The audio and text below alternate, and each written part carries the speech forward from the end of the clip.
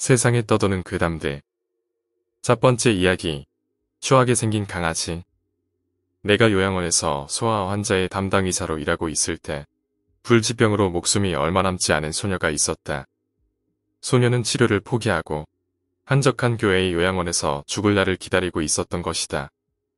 요양원을 산책하던 소녀는 어느 버려진 들개를 본다. 걔는 소녀가 손에 들고 있던 과자를 바라다 본다. 들개는 추하고 더러운 몰골이며 잡종으로 볼품 없게 생겼다. 건강하고 힘이 있어 보이지도 않았다. 그렇지만 걔는 소녀에게 과자를 얻어 먹기 위해 필사적으로 꼬리치며 달려드는 듯하다. 죽음을 앞두고 있는 소녀는 살기 위해 몸부림치는 이 추한 개가 측은하게 느껴진다. 소녀는 개를 기르기로 하고 방 안으로 데리고 들어온다. 나는 개가 비위생적이라고 생각해 반대했다. 하지만 소녀는 고집을 꺾지 않았다. 소녀는 개가 거리에 돌아다니면서 추위에 떨면 자신도 거리에 돌아다니면서 추위에 떨 것이라고 한다. 소녀는 개를 끌어안고 절대로 놓아주지 않는다. 마침내 의사인 나도 어쩔 수 없이 개를 키우도록 허락해 주었다. 소녀는 그 볼품 없는 개를 정성을 다해서 기른다. 개는 아무렇게나 거리에서 뒹굴던 들개라서 정성을 들여보지만 별로 좋아 보이지는 않는다. 하지만 소녀는 개가 몹시 사랑스러운지 개에게 깊은 정을 쏟는다. 그런 소녀의 모습에 측은함을 느낀 소녀의 부모님도 아낌없이 개를 돌보는 것을 도와준다.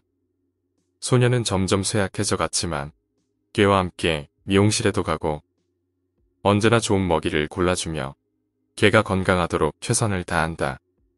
하지만 마침내 소녀는 시간이 다하고 병세가 심해져서 움직일 수 없게 된다. 어찌된 일인지 그렇게 되자 개도 보통 움직이려 들지 않고 겨우 먹이만 먹을 뿐이었다. 소녀가 누워서 시름시름 앓으며 신음하자 개도 소리를 지르며 아파하는 듯 하였다. 소녀는 개와 자신을 이상하게 연결된 끈이 있다고 생각하는 듯 동일시하게 되었다. 소녀는 죽음을 앞두고서도 항상 개에 대한 말만 헛소리처럼 말하고 있을 뿐이었다. 소녀는 임종을 앞두고 중환자실로 가게 되었고 부모는 소녀 옆에서 슬픈 얼굴로 눈물을 흘리고 있었다.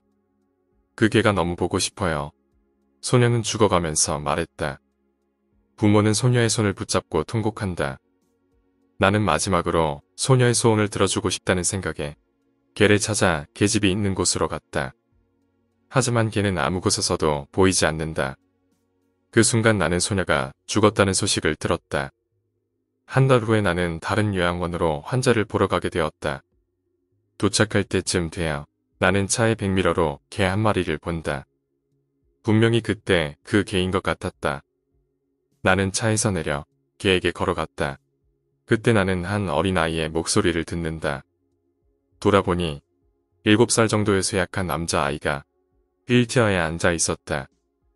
남자아이가 나타나자 그때 그 개는 꼬리를 흔들며 아이에게 간다. 남자아이를 보고 개는 불쌍한 모습으로 과자를 달라는 듯한 모습으로 채근한다. 남자아이는 휠체어를 밀고 있는 간호사에게 제발 이 개를 기르면 안 되겠냐고 간절히 부탁하고 있다. 그 추한 개는 시선을 느낀 듯 주위를 두리번거리다. 나와 눈이 마주쳤다. 개는 나를 슬쩍 보고는 다시 간호사를 졸라대는 병자 앞에서 재롱을 부렸다. 나는 그때 분명히 그 개가 비웃고 있는 표정을 보았다고 생각한다. 두 번째 이야기, 기억 상실. 나는 왠지 요즘 아내가 이상하게 쌀쌀 맞다는 것을 깨닫는다. 내가 계속 캐묻자 아내가 엽서 한 장을 던진다. 당신이 보낸 엽서가 왔어요. 엽서를 보면 곧 돌아갈 테니 며칠만 기다려라. 라는 내용으로 출장 중에 보내는 관광엽서였다.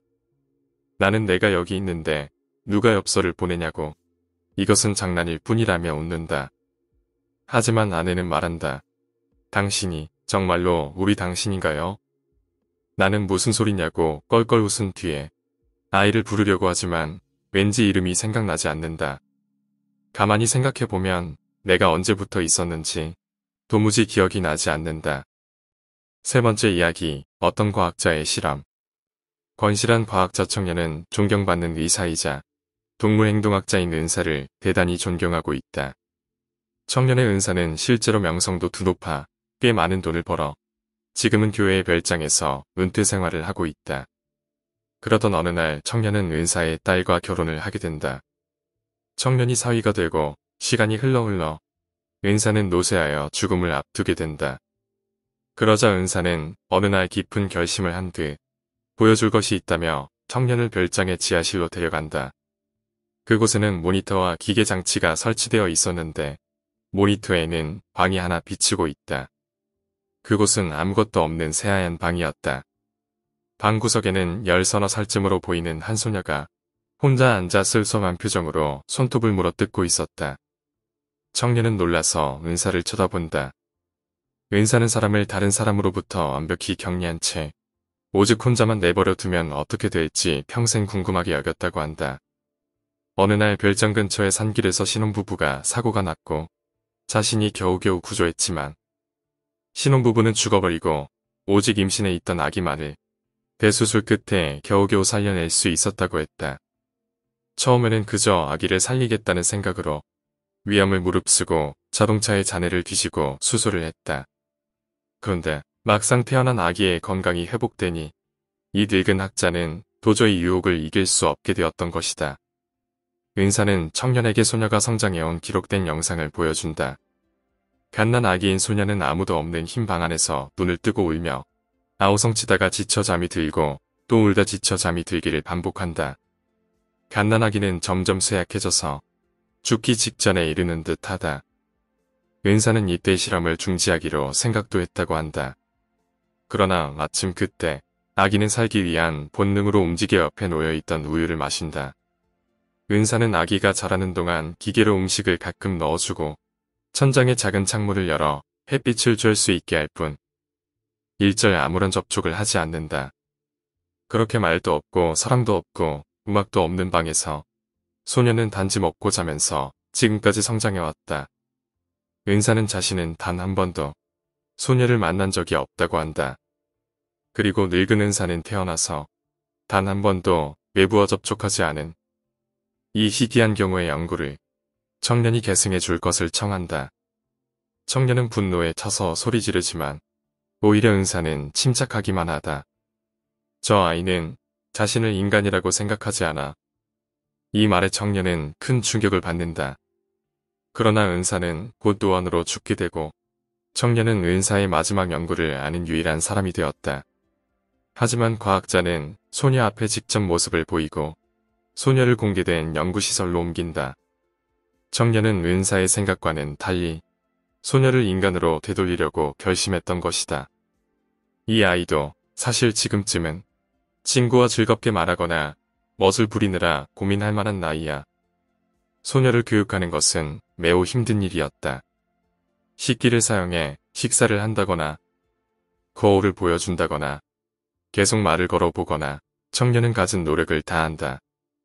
소녀는 처음에는 흰 방이 아닌 다른 공간에 있다는 것만으로 불안해하여 소리를 마구 지르거나 울부짖거나 하였다. 하지만 마침내 소녀는 청년에게 웃는 얼굴을 보이며 반응하게 된다. 어느 날 청년은 밤중에 정전이 된 것을 알고 소녀의 안전에 큰 문제가 생길 것을 두려워하여 허겁지겁 연구시설로 달려간다. 연구시설은 온통 깜깜하게 되어 있었고 소녀는 어둠 속에서 두려워 소리 지르고 있었다. 청년이 나타나자 소녀는 달려와 안겨서 떨어지려 하지 않았다. 청년은 이제 소녀에게 반드시 필요한 사람이 되었던 것이다. 그런데 그 모습을 청년의 아내가 보았다. 아내는 청년의 기괴한 불륜이라고 오해하지만 청년이 모든 사정을 설명을 하자 수긍을 한다. 하지만 아내는 청년이 점점 소녀를 돌려놓는데 모든 정열을 기울여 다른 모든 일은 소홀히 하는 것에 불만을 느낀다. 게다가 아내는 자신의 아버지가 저지른 미친 듯한 연구를 부끄럽게 여겨 숨기려는 마음도 있었다. 마침내 아내는 몰래 밤중에 연구소에 들어와 높은 건물 지붕으로 가는 통로만을 열어놓고 모든 불을 꺼버린다. 소녀는 어둠 속에서 통로의 한 끝에 보이는 밤하늘을 본다. 암흑 가운데에 난생 처음으로 보는 밤하늘에 신비하게 빛나는 별들을 보고 소녀는 지붕 위로 기어오른다. 소녀는 이윽고 건물 지붕 위의 불안한 위치에서 아름답게 빛나는 별과 달을 본다. 소녀가 위험하게 지붕 위에 올라가 있는 모습을 보고 인근의 연락으로 구조대가 출동하여 연구소 건물을 감싸고 있었다. 소식을 들은 청년은 바쁘게 소녀에게 달려간다.